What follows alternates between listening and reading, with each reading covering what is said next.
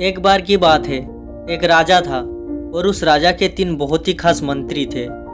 लेकिन कुछ दिनों से राजा के उन 3 मंत्रियों में से कोई मंत्री ऐसा था जो राजा के पैसों में गड़बड़ी कर रहा था और वो मंत्री अपने काम में भी आलस कर रहा था।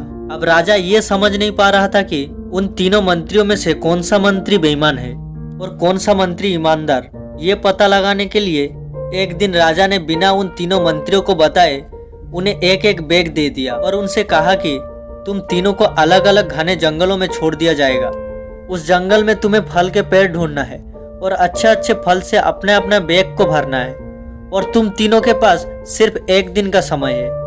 तो पहला मंत्री ईमानदार था और मेहनती भी था, तो उसने राजा के लिए अलग अलग और अच्छे अच्छे फल से अपना बैग को पूरा भर लिया।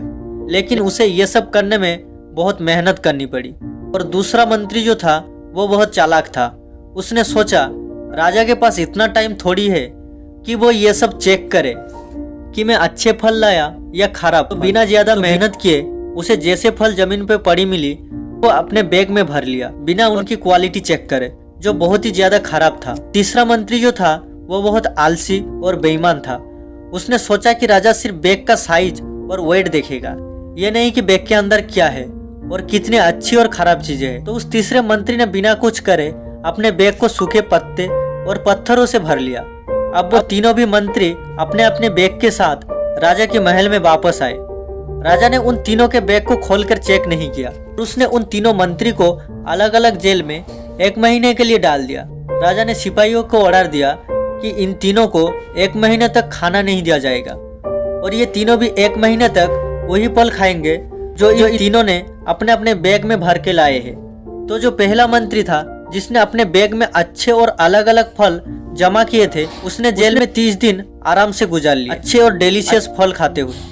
और जो दूसरा मंत्री था जिसने अपने बैग में खराब और बेकार फल जमा किए थे, उसे वही बेकार और खराब फल खाने पड़े और वो उस जेल में कुछ ही दिन सरवाइव कर पाया और बाद में वही खराब फल खाने के कारण वो बीमार पड़ गया। अब जो तीसरा मंत्री था जो बहुत ही आलसी और बेईमान था, जिसने अपने बैग में सिर्फ सूखे पत्ते और पत्थर भरे थे, वो मंत्री भूख के कारण जेल में ही मर गया क्योंकि बैग में खाने के लिए कुछ भी नहीं था और तभी उसे अपने बेईमानी और आलस पर पछतावा हुआ।